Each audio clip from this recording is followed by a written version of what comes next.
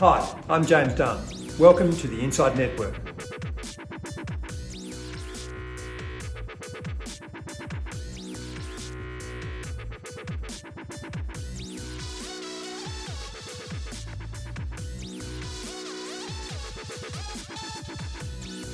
Welcome to INDepth, where my guest is Archie Hart, Portfolio Manager, Emerging Markets Equity at 91. Welcome, Archie. Thank you, James. Great pleasure to have you here.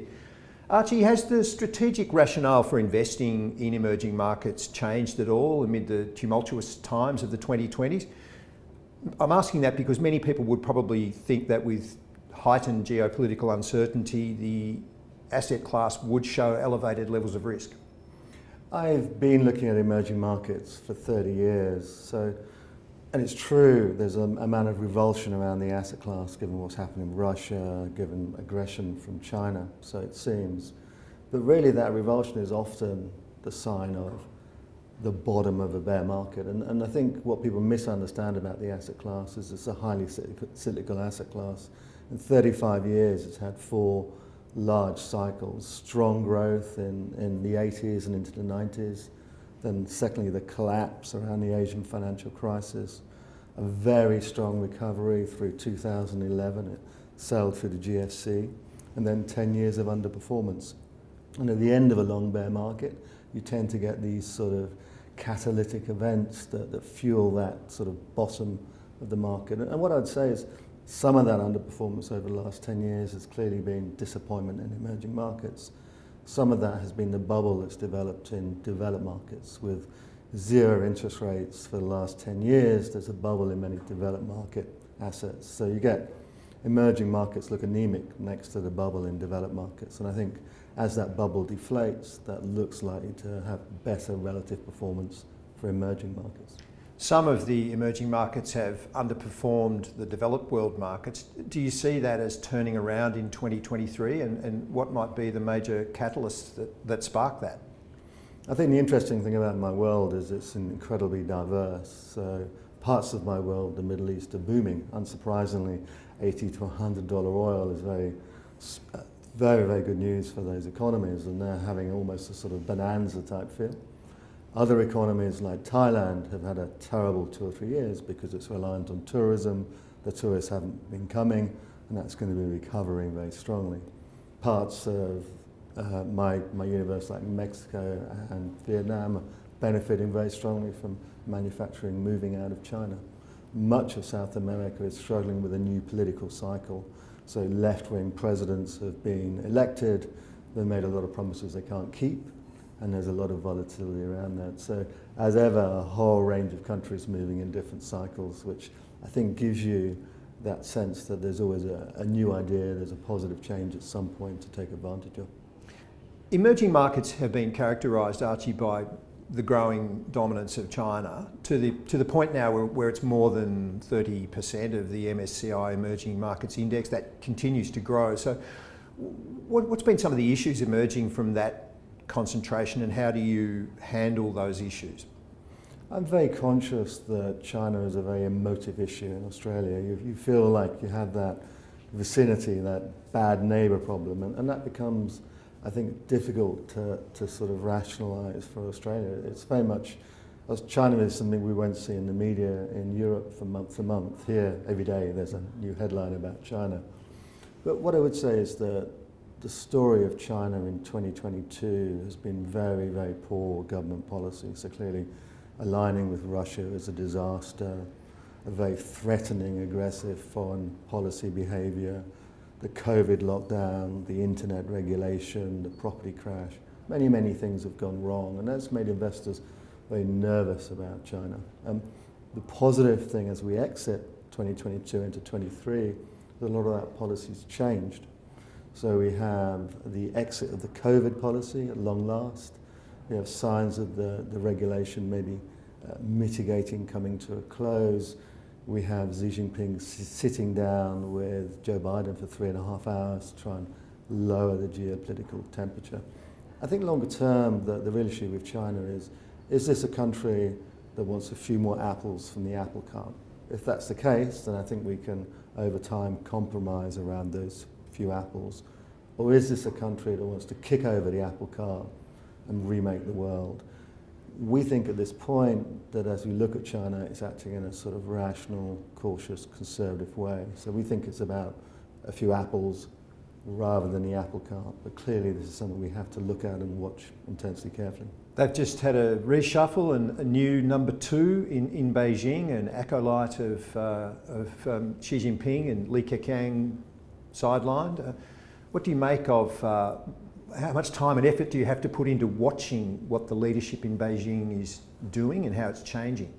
So in the Congress in October, Xi Jinping obviously got appointed for another X years, which may be infinity. Life. Life almost certainly. And then he appointed various people into the Politburo. These are all people he's known for 20, 30 years. And the market responded very negatively. These are a lot of yes men. There'll be no challenge to policy. They're primarily appointed because of their loyalty rather than their competence. And clearly that's quite negative. What I would say is that a week later the COVID policy changed. In relations with the rest of the world, they tried to soften that. So policy change does happen. Li Qiang, who is potentially the new number 2, was head of Shanghai. Shanghai is probably China's biggest business capital. And particularly it was on his watch that Tesla built their plant in Shanghai in only 11 months. And he was very much behind facilitating that investment, foreign capital coming into China. And while he was doing that job, he visited dozens of companies and businesses and factories, etc. So we don't know quite what his views are, but if we look what he did, was he was very much involved in manufacturing, trading, investment. So I'd say I'd be hopeful that he's certainly a guy that understands the importance of business to China's future. A lot of attention's being paid to this concept of de-globalisation, particularly around China's supply chains. What are the short and long-term considerations of this that investors really should get to grips with?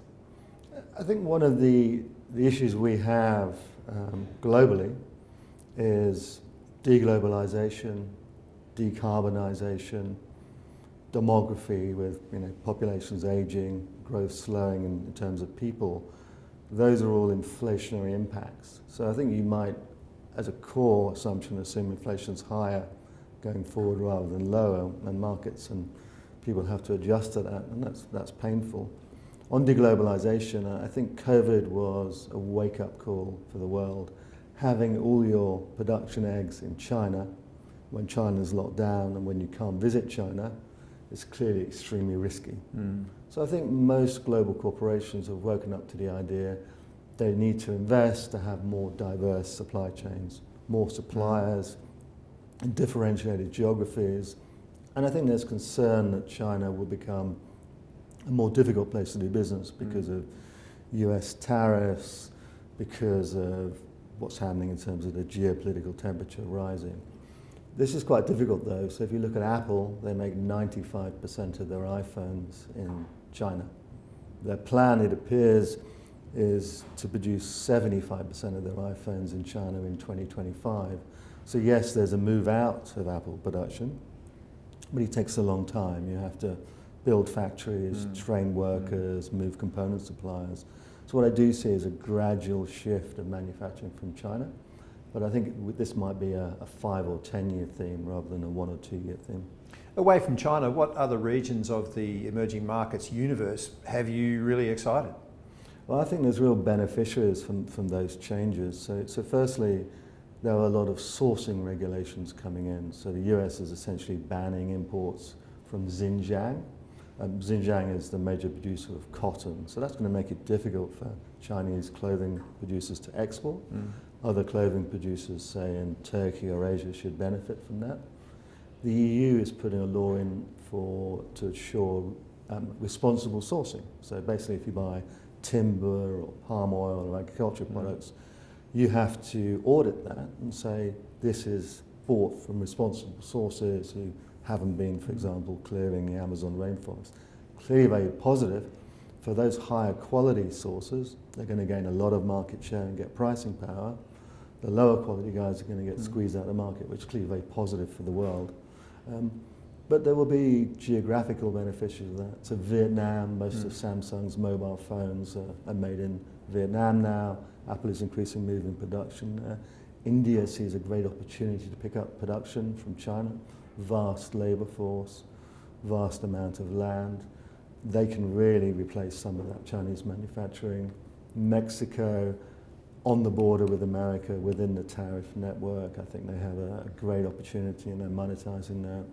And even places like Eastern Europe, if you're a German manufacturer, maybe you sourced from China, a very long supply line, a very controversial supply line, maybe sourcing from a few hundred miles away in Eastern Europe makes some sense.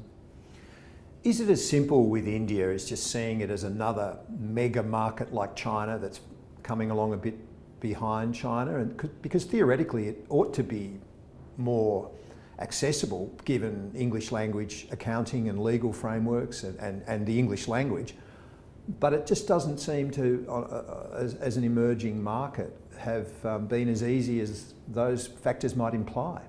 India is always more complex than you wish it would be, than it appears it should be.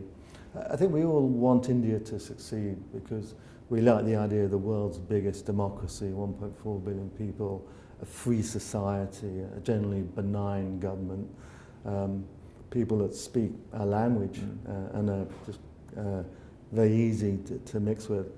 The difficulty has been sometimes around the execution. A lot of regulation, a lot of sloth. It used to be difficult to buy land, it's difficult to hire workers, there's lots of impediments. So one of the great things about Narendra Modi, the Prime Minister, is he's getting rid of some of these impediments. So India is building its first high-speed railway. There'll be many more. It's now got 13 metro networks in its major cities. It's doubled the number of motorways they've got over the last 7 years. There's a lot of positive stuff happening. If I have one slight concern, it's actually where Mr. Albanese is this week. He's being welcomed at the Narendra Modi cricket stadium. Yes. And of course, I worry a bit that they're naming stadiums after the guy. That implies maybe a bit of hubris. I'm not sure what we'd think about if the MCG got renamed the Albanese Stadium. I think we'd think probably things have gone a bit to Albanese's head. So there are risks there, but I think with Modi, to be frank, he's grasping that nettle. He's doing a lot of things, a lot of investment that maybe has lacked, and maybe India's catching up. I certainly hope so. What about in your world, Africa? Is it still the dark continent? And by that I hasten to add that I mean obscured from view, in that it just doesn't seem to, there's not much news that comes out of it unless you really search for it. And the whole economic health or life of the continent doesn't seem to really enter our consciousness, certainly in Australia. And I'm wondering whether that has rich pickings for emerging markets investors. Are there signs of real progress in some of the stock markets that you might be able to access in Africa? It's a great question. It's actually very close to our heart because we're an unusual company. So 91, we're set up in 1991 in South Africa. So it's very much the heartbeat of our company. Our first overseas market that we went to was Botswana. We stepped out from South Africa. I think so few companies that think of their first overseas outpost to be Botswana, for example. So I have many colleagues and many friends there with 91. And one of the issues facing South Africa today is 12-hour power outages. Can you imagine 12-hour power outages? You basically have to throw your fridge away every day and buy new food. Traffic lights don't work, etc., etc. It's a very difficult situation. Unfortunately, the major reason for that is that the power company, Eskom, that supplies electricity in South Africa has been government run, it's government owned, and the government systematically mismanaged it, and there's been enormous corruption. So one of the issues around Africa is that governance. How do we get the governance right? How do we make sure that there's clarity and there's execution in terms of improving the lives of all these people, which is what we want. And I think in large parts of Africa, it's that governance which is the issue.